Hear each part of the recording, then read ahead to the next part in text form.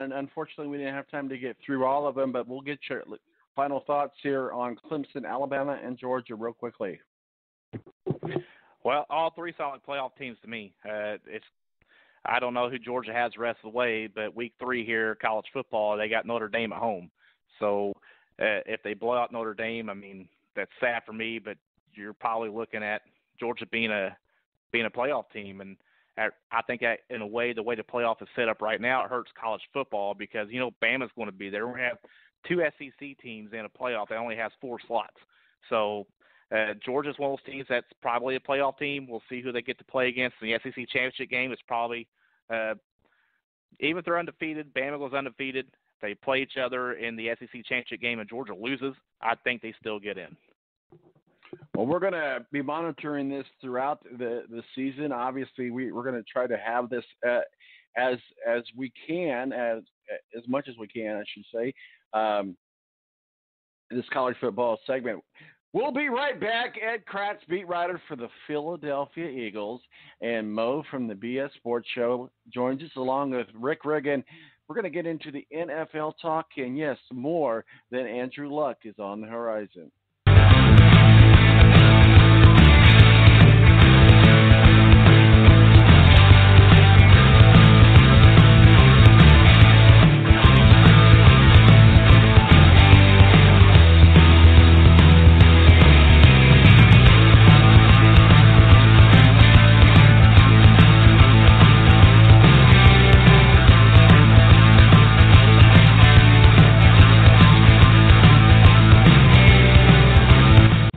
National Guard is a reserve component of the United States Air Force and serves alongside active duty Air Force members in times of a national crisis. In addition, the Air Guard serves the state and local community in a wide range of capacities. The reason people join the Air Guard is as diverse as our members and includes such reasons as a deep desire to serve their country, money for college, travel, new job skills, and the pride that goes along with belonging to the greatest military organization in the world. I joined because I felt a calling to serve my country, but I didn't want to be far away from my family, so the Indiana Air National Guard was a perfect fit for me. With over 95 different career opportunities to choose from and 100% paid college tuition to any state-funded college, why not give us a call? Call 1-800-841-3103 or visit online at goang.com to find out more. Again, that's 1-800-841-3103. The Air National Guard, guarding America, defending freedom.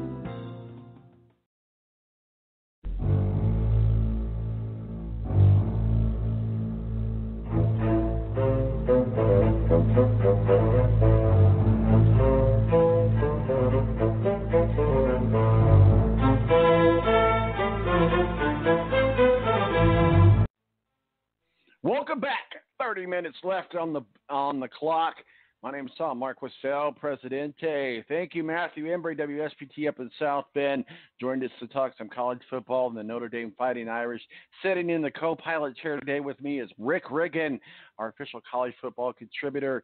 Also, thank you for Derek Schultz of the Query and Schultz Show, 1260 AM and iHeart, Fox Sports Radio. Also, Matthew Hicks, some local media guys helping us break down the retirement of Andrew Luck. We've regurgitated it all week long. We will talk about it a little bit more coming up here. And then also our college football segment, Rick Riggin, our official college football contributor. Well, guys, let's dive right into this. We got Mo from the BS Sports Show on with us. We got Ed Kracz, beat writer for the Philadelphia Eagles.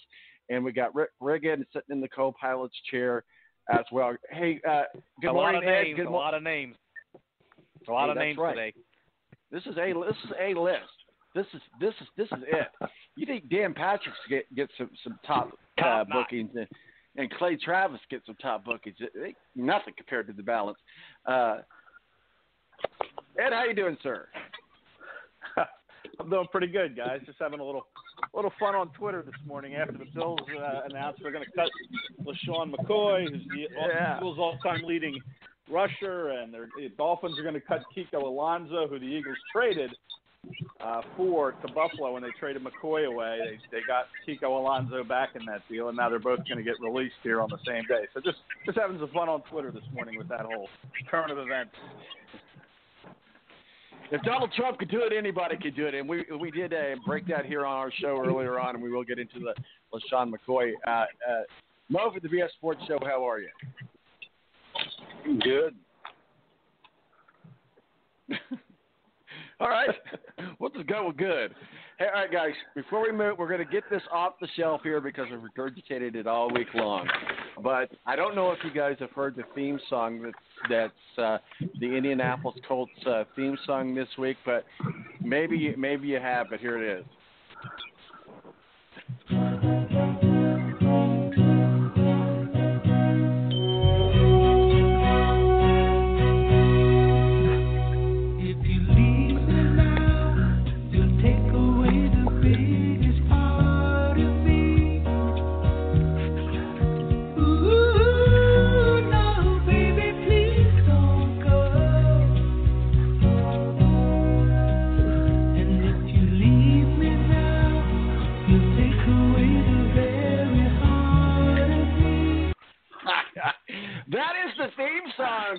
Resonated here in the city of Indianapolis. Mo, let's start with you. What are your reactions? Get it off your mind. Get it off your chest. We got a lot to talk about with the NFL, but Andrew Luck decides to call it quit. Well, I got a chance to speak to Andrew Luck during his football camp earlier this summer, and one of the things that he had said was how tough that the rehab was last time. So much so that, it almost cost him his marriage. He's an expectant father. And he had mentioned that thoughts of retirement had been in his head back in 2017. So the announcement didn't shock me. We know that Andrew Luck's a different kind of dude, and he just kind of goes to the beat of his own drummer. So him retiring didn't shock me. The timing of it did a little bit, but I think, again, another bad misplay by the Colts to where they've known this for a few weeks, it seems like, and I think that them trotting him out there, throwing the ball around and stuff during the Cleveland preseason game was another way of them trying to trick fans into not returning season tickets and buying them again. I think the Colts mishandled this once again, and them giving him all of his money, not taking back the signing bonus, makes me think that there's some type of deal that he's not going to speak about. So I don't know, different kind of dude. I respect the fact that he wanted to walk away and keep his mental health and his physical health so he could be a dad and a husband.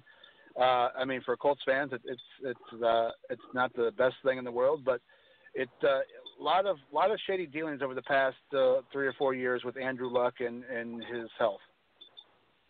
Well, they certainly have a PR nightmare. I'm all for giving the reins to Jacoby Brissett. It's his team now. Let's see what he can do with it.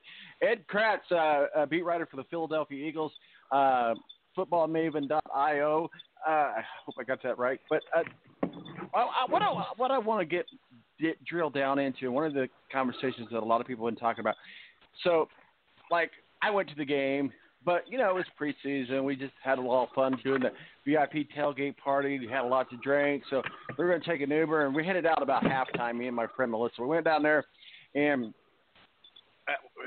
there's a thing that goes on here in Indianapolis every year, and I had forgotten about it. But it's called Bikes on Meridian. We have motorcycles literally from all over the nation converge in downtown Indianapolis, which creates a traffic nightmare. Creates road blockages, so the Uber could not get to us in front of the stadium, so we had to walk down a few blocks to the Slippery Noodle, kind of hang out on the street corner next to the homeless guy, but that's neither here nor there. There's a few of them around there, and wait for the Uber, and a couple guys in Bears jersey walks by. Oh, Luck just retired, and I told my friend, I said, he's just talking crap. He's drunk. He's wearing a Bears jersey. Really didn't think anything about it. About that time, my phone started going ding, ding, ding, ding, ding, ding. And then she looked at her phone, and she goes, I think there's something to this. My question, the bigger question here that a lot of people have talked about, and you're in media, and you have the opportunity to do this. You can speak from this, but Adam Schefter is known for never being wrong. So, first of all, I agree with Mo. I think that a lot of people knew this. I also think that he knew that he was going to be the one to break it. I just feel like the Colts fans got kind of a bad rap for the way that they treat. Because normally we're not nothing against Eagles fans or Giants fans, whatever. We're not those type of fans, so we don't typically boo like that. Especially that's just not our nature. It's just not what we do. We're a very friendly crowd, and so they were booing him. But I think that could have been avoided if Adams just waited a few more minutes and let him get off the field before breaking the news. He's like, well, I don't know what was going on. Adam Schefter, I didn't know what was going on. I was at a party with my mother-in-law, and he wanted to be first. And I get it in today's world, but how important do you think that Adam Schefter made a mistake by breaking this news so quick, so fast? Ed?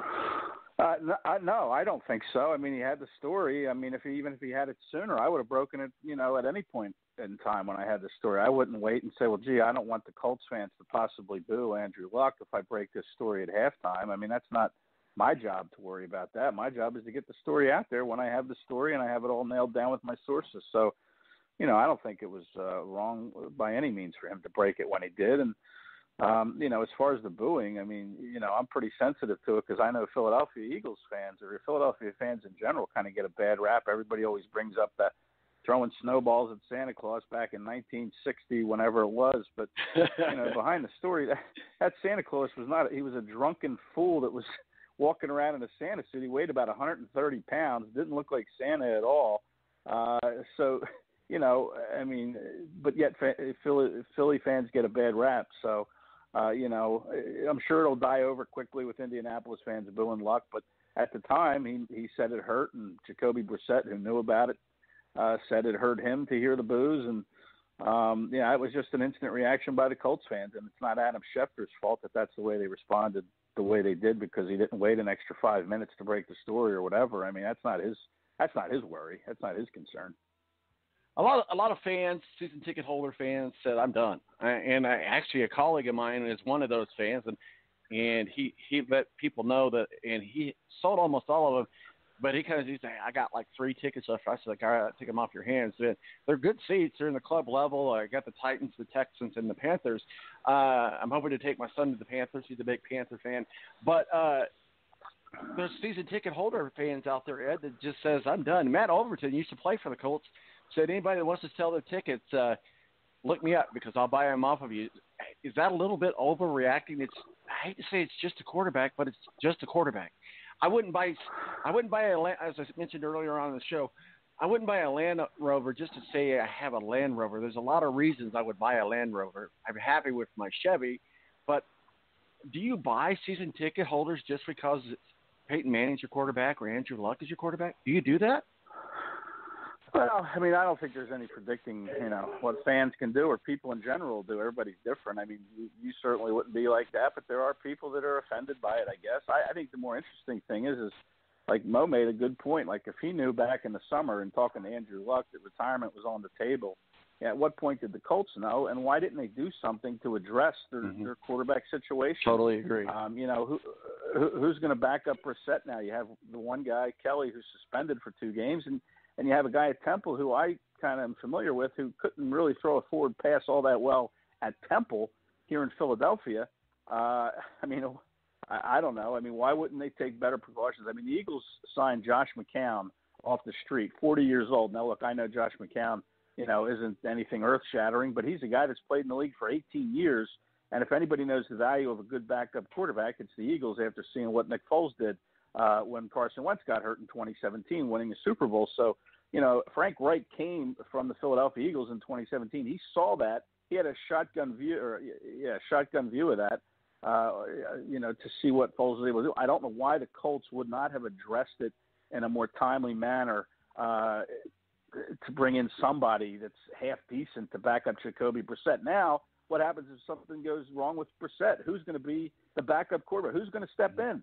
I know there's a lot of quarterbacks that are getting released this weekend. Maybe one of them will fit the bill. But you look at this list of the quarterbacks the Colts have brought in, Brock Osweiler and, some of these other names. I mean, it's just abysmal that they can't find somebody to back up Brissett. And now they're trying to do it, 1 week before the games actually start to count when they could have probably addressed this back in the summer, if not sooner.